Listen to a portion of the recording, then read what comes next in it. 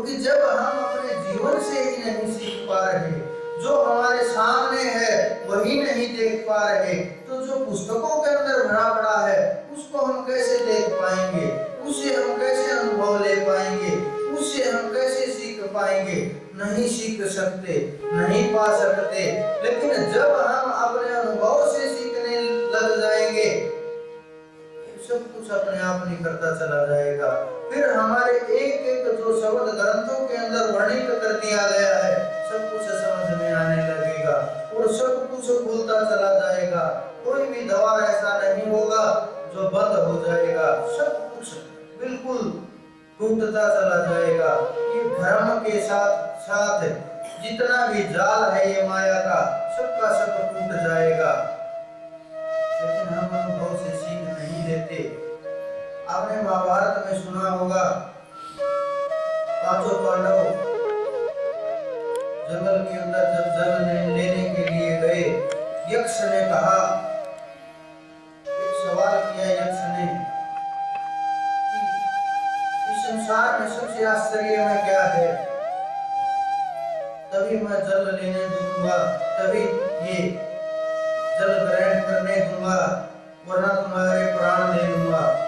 क्योंकि यक्ष को बांध दिया गया था वृक्ष के साथ और नियम बना दिया गया था, वचन दे दिया गया था। आज भी कुछ ऐसी आत्माएं हैं, हम हमारे पास भी आते हैं, देखते भी हैं, जो बहुत बांध दिए गए हैं, जो खुल नहीं पाते, जो कील दिए गए हैं। तो इसी प्रकार से उसको भी बांध दिया गया था। तो उनको वचन दिया गया था कि जो भी तुम्हारे प्रश्न का इसका उत्तर देगा तुम आजाद हो जाओगे। इस कारण से यक्ष कह रहा कि जब तक मेरे प्रश्न का उत्तर नहीं मिलेगा मैं ये जल भी नहीं ग्रहण करने दूंगा। उन्होंने प्रश्न किया कि संसार में सबसे आश्चर्य में क्या है। एक एक करके चारों पांडव गिरते चले गए, कोई भी उत्तर नहीं दे पाया। युधिष्ठिर आया, सवाल बड़ा सरल है, आप लोग भी सोचते होंगे कि हम होते उस समय तो उत्तर दे देते, लेकिन नहीं दे पाते, क्योंकि अनुभव ही नहीं, सीखा ही नहीं, जाना ही नहीं।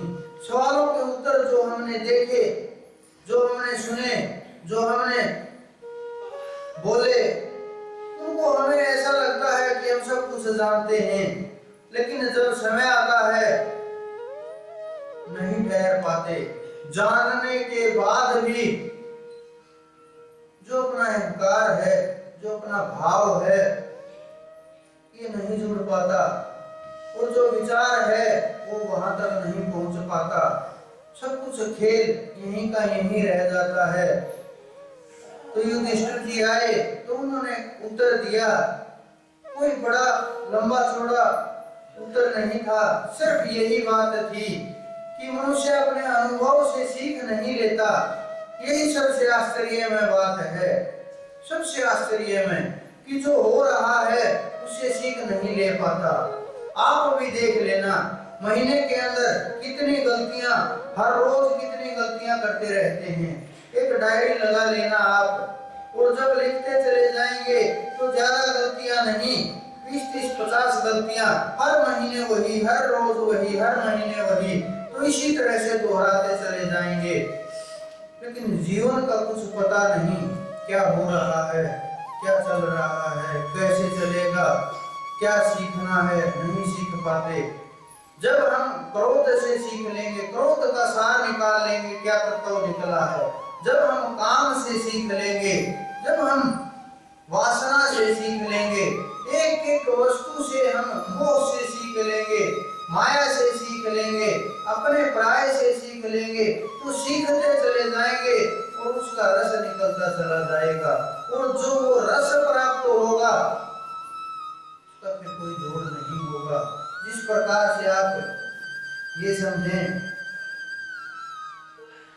पुष्पों को एकत्रित किया जाए, फूलों को इकट्ठा कर लिया जाए, वो बहुत ज्यादा दिन नहीं चल पाएंगे। चाहे आप उन्हें तिजोरी में रख लीजिए, चाहे आप उन्हें फ्रिज के अंदर रख लीजिए या स्टोर के अंदर रख लीजिए, ज्यादा दिन नहीं, मुरझाते ही चले जाएंगे, सूखते ही चले जाएंगे और उनके अंदर बदबू पैदा होने लगेगी और दुर्गंध आने लगेगी। इन्हें फेंक क्यों न दिया जाए, क्यों रखा इनको इतना संभाल करके। लेकिन उन्हीं पुष्पों का अगर रस निकाल लिया जाए, जब पुष्पों का रस निकाल लिया जाता है तो फिर उसका इत्र बनाया जाता है जो सैकड़ों वर्षों तक ही रहता है। एक ऐसा ही जैसा आज है, उसकी कुछ न कुछ क्वालिटी अच्छी ही होती रहती है। हमने कई जगह पर पढ़ा भी, देखा भी, हजारों वर्ष पुराना इत्र भी आज इसी तरह से, जिस तरह से उस समय था, इसी तरह से उसके अंदर से सुगंध आ रही है। ये क्या कारण है? तो उसी प्रकार से जब आप अपने अनुभव से रस निकाल लेंगे तो आपके अनुभव में निखार होता चला जाएगा। जो कमियां हैं वो दूर होती चली जाएगी और जो उसके अंदर से सार निकला है वो हम ग्रहण करते चले जाएंगे। लेकिन नहीं, हम अपने जीवन से भाग रहे हैं। सम्राट समझता है भिखारी खुश है, भिखारी समझता है सम्राट खुश है। बड़ा अद्भुत ये संसार में चल रहा है, समझ नहीं पा रहा कोई भी। जब सम्राट गली से गुजरता है, भिखारी धूप के अंदर सोया होता है, किसी तरह से भी पड़ा हुआ मिलता है, लेकिन बड़ा मस्ती में, बड़ा मस्त पड़ा है। वो समझ रहा है कितनी मस्ती है, मुझे तो दवाई लेने के बाद भी नींद नहीं आती, मुझे तो भूख, दवाई लेकर के भूख लगानी पड़ती है, अंदर में क्या चल रहा है। लेकिन इसको देखो कितना मस्त है। लेकिन भिखारी सोच रहा है, उसके अंदर क्या विचार है कि सम्राट बड़ा आनंदमय है, चारों तरफ रक्षक है, राजा है, जो चाहता है वो करता है, घोड़े से निकला है, रथ पर सवार रहता है, कोई देख भी नहीं सकता, नजर भी नहीं उठा सकता। लेकिन वो उसकी जिंदगी को देख करके खुश है, तो वो उसकी जिंदगी को देख करके खुश है। न वो तरफ है न वो तरफ है।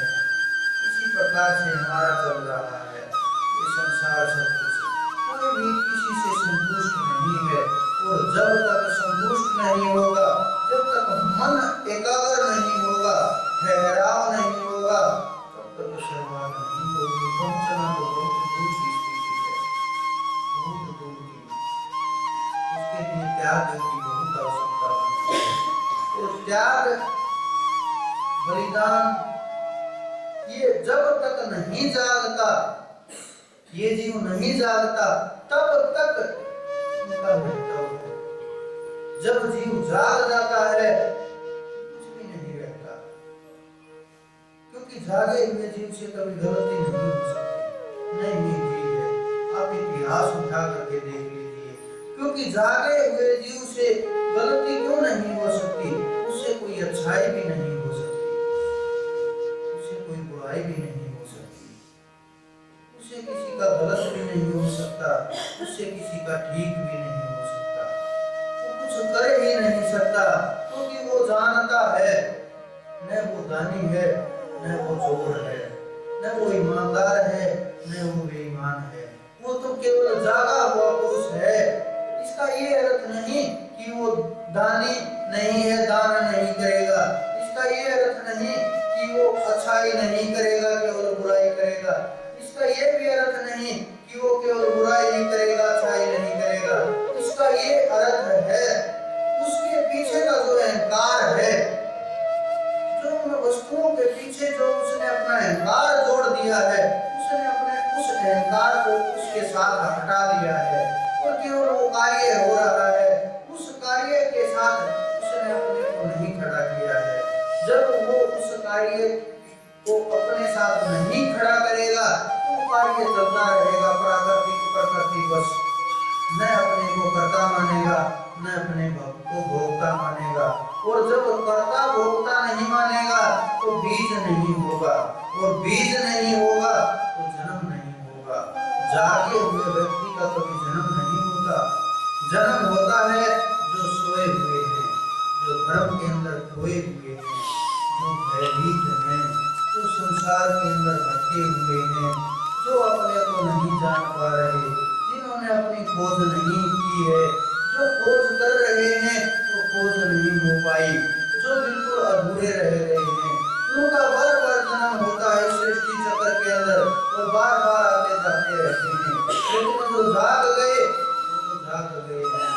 ये वो धन है जो बाहर नहीं है, अंदर में प्राप्त होता है, जिसके लिए एक सम्राट उस परमात्मा की चाह लगी, उसकी लालसा हुई, तो